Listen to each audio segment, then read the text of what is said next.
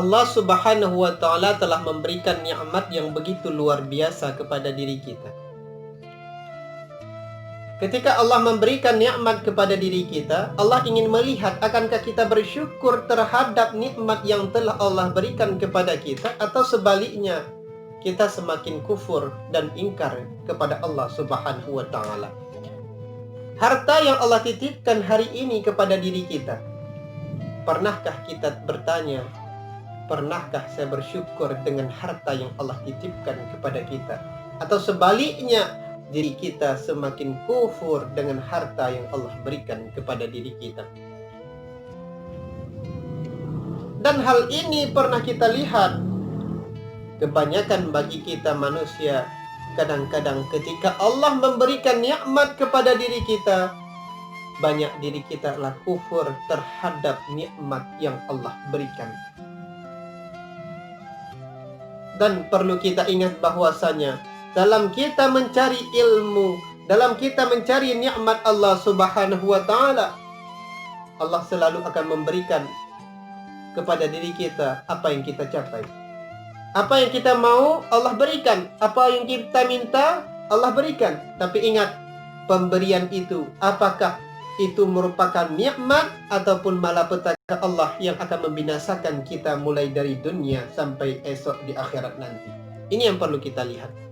Apakah dengan harta yang Allah titipkan kepada kita, akankah kita semakin syukur, semakin beribadah kepada Allah, atau sebaliknya kita semakin kufur dengan Allah? Mungkin sejarah orang dulu pernah jadi nasihat bagi kita, bagaimana taatnya ibadah Sa'labah, salah seorang sahabat Rasulullah sallallahu alaihi wasallam. Dia orang miskin, tak kala dia miskin, dia taat, begitu taatnya kepada Allah Subhanahu wa Ta'ala. Tetapi tak kala dia kaya, dia sudah mulai tidak taat kepada Allah Subhanahu wa Ta'ala. Bahkan dia jadi orang yang diasingkan oleh Rasulullah sallallahu alaihi wasallam. Kenapa? Karena sifat daripada sifat keangkuhan beliau, sifat daripada kesombongannya, dan sifat daripada tidak mau beribadah kepada Allah Subhanahu wa Ta'ala. Kenapa hal itu terjadi? Alasannya karena dia lebih mengutamakan nafsunya daripada akalnya. Padahal kita tahu bahwasannya setiap apa yang kita cari, nafsu itu tidak akan berhenti di situ. Hari ini kita sudah ada mobil di depan rumah satu. Terbayang oleh kita, saya akan membeli mobil yang kedua. 2 buah mobil sudah ada di depan rumah. Berpikir lagi, bagaimana cara saya bisa membeli mobil yang ketiga? 3 mobil sudah ada, rencana yang keempat. Rumah yang sudah begitu besar, rencana mau buat yang lain. Sudah ada 2 rumah, ingin membuat rumah yang ketiga.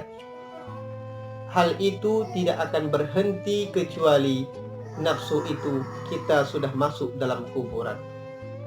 Maka melalui hadis Rasulullah sallallahu alaihi wasallam berkata apa? Lau kana ibni Adam wadiyal minal mal labtagha salisan. Jikalau adalah bagi anak Adamnya bagi anak Adam sudah ada 2 tumpuk daripada harta, dia akan mencari yang ketiga. Harta, 2 tumpuk emas sudah ada di rumah sudah begitu besar, rencana dia mau bikin rumah yang lain. Wala yamalu jawfal ibni Adam ila turab, dan tidak akan penuh perut anak Adam itu kecuali yang akan memenuhinya adalah tanah. Tak kala dia masuk dalam kuburan baru dia terasa bahwa tidak ada harganya sedikit pun harta di dunia ini. Disitulah baru dia menyesal. Maka karena itu sebelum kita memasuki dalam kuburan, maka persiapkan amal kita. Bersyukur dengan nikmat yang telah Allah berikan. Melalui hadis Rasulullah sallallahu alaihi wasallam berkata, "Idza matal insan inqata 'amaluhu illa min salasatin." Jika mati seorang insan, maka terputus segala amalannya kecuali 3 perkara yang bisa dia bawa ke dalam kuburan nanti. Apa 3 perkara ini? Yang pertama, ilmu yang tafa'u bih, ilmu yang bermanfaat. Kita pernah mengajarkan orang dengan suatu ilmu, baik itu ilmu agama atau ilmu dunia. Kita pernah mengajarkan anak SD ABC, maka ilmu itu akan mengalir kepada diri kita nantinya.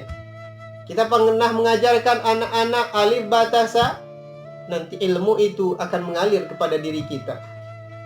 Yang kedua, sedekah jariyah.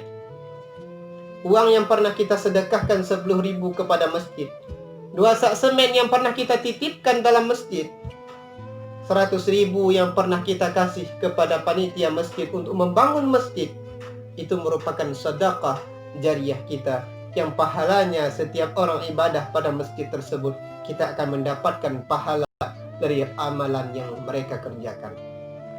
Yang ketiga, waladun salihah yad'ulah, anak yang saleh yang bisa mendoakan kita esok di hari kiamat. Maka perlu bagi kita tinggalkan anak-anak yang soleh.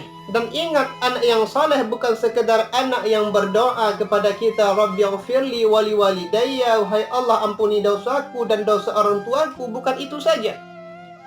Tetapi tanda anak yang soleh, di samping dia beriman kepada Allah, di samping dia berdoa kepada diri kita, dia juga beriman kepada Allah Subhanahu wa ta'ala, mengerjakan apa yang diperintah Allah dan meninggalkan apa yang dilarang oleh Allah Subhanahu wa ta'ala. Ini merupakan ciri-ciri dan tanda-tanda bahwa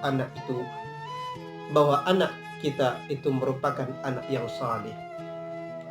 Coba kita pertanyakan pada diri kita semua, pernahkah dan sudahkah kita bina anak kita menjadi anak-anak yang saleh ataupun belum?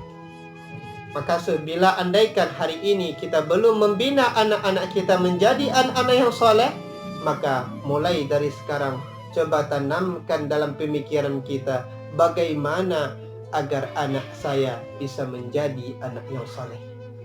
Mungkin cuma ini saja nasihat singkat yang dapat saya sampaikan. Moga saja Allah memberikan hal yang terbaik bagi kita.